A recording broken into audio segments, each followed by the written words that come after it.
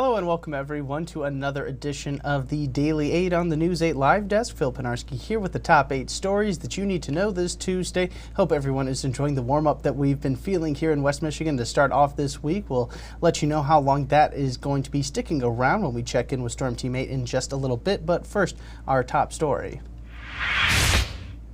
We have an update to that deadly shooting that happened in Alpine Township over the weekend that left one woman dead and 2 others seriously injured. The suspect, Gilberto Hernandez Mendez, was arraigned yesterday afternoon on charges of open murder and several other charges related to that shooting. We have learned new details from that Saturday morning shooting. According to authorities, Hernandez Mendez was dating one of the sisters living in the house. The woman who died was later identified as his girlfriend's mother. The Kent County Sheriff's Office told News 8 that Hernandez Mendez was also previously deported and was in the U.S. illegally when the shooting took place. He is expected to be back in court early next month. A mother in Holland is accused of killing her son, which she claims she did to fulfill his death wish. Katie Austin Lee appeared in court Monday for charges connected to the death of her son just before his 18th birthday. Authorities found Lee and her son Friday morning after the mother called 911 saying that she couldn't get her son to stop breathing. Lee told dispatchers that she and her son had planned to commit suicide together, and they both tried overdosing on medication at first before Lee admitted to cutting her son's throat. Lee was taken into custody and threatened for Lee was taken into custody and treated for a potential overdose before being taken to jail. She was denied bond at her arraignment on Monday.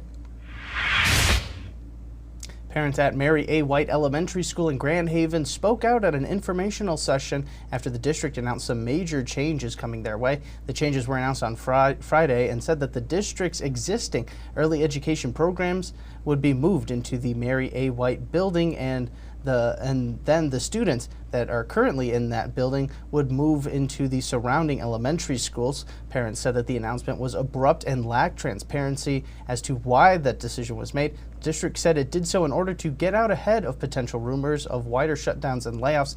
The district also said that the move was strictly for financial reasons and to help the schools out. Officials also tried to reassure parents, saying that each grade level class size target won't change during this change. And some sad news now for 2 Grand Rapids bars that announced that they will be closing. The Pub Food and Spirits on Broadway Avenue said that it plans to stop operations on Friday and will then turn into an event space. And after 17 years in downtown Grand Rapids, Rockwell Republic has announced that it has closed. Rockwell operators say that the decision came due to financial difficulties that stem all the way back from the pandemic. They decided to keep it open out of love for the employees and the community. Both announcements for the pub and Rockwell were made on social media. The pub began back in 2012 and is offering guests one last chance to come out and grab a goodbye drink before they transition into that event space. Again, it is planned to have its last day this coming Friday.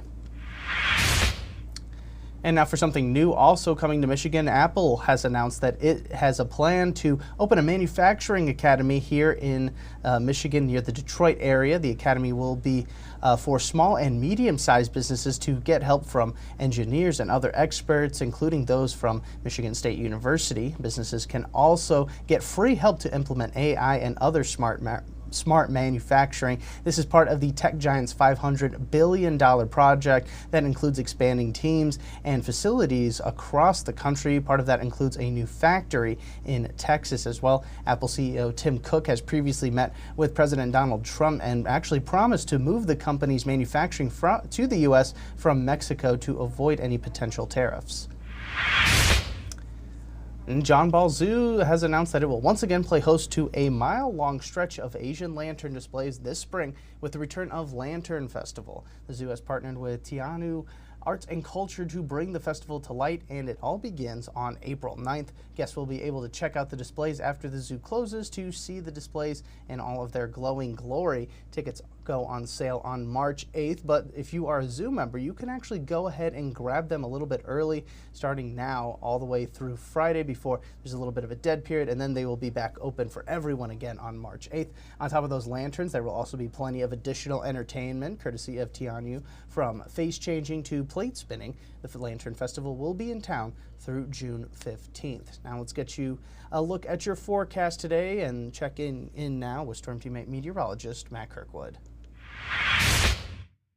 If you enjoyed yesterday's warmth, you'll enjoy today's. Not only that, here's the bonus. The wind is going to be much lighter with that sunshine today. So good news there. It's actually going to feel like a warmer day than yesterday, even though yesterday was the warmest day of February so far. A couple sprinkles moving through this morning, mainly south of Grand Rapids. Those will quickly move out. Notice all the clearing sky off to the west of us. That means sunshine will quickly build in as well. So sun return is today, and it looks like that won't last long, though. Wintry mix heading our way for Wednesday. May start out with a brief mix in the early morning hours of some freezing rain that will quickly change over to rain, and it'll be cold enough on Thursday. We'll see a rain-snow mix out there. It will be cooler this weekend with readings first weekend of March getting kind of chilly. Sunset time at 6:27. It should be a beautiful sunset this evening. Here's that 8-day forecast featuring that wintry mix midweek and another system later on Friday. I think that one's going to be primarily north of us. Falling temperatures on Saturday, so it's going to be a bit cooler this weekend.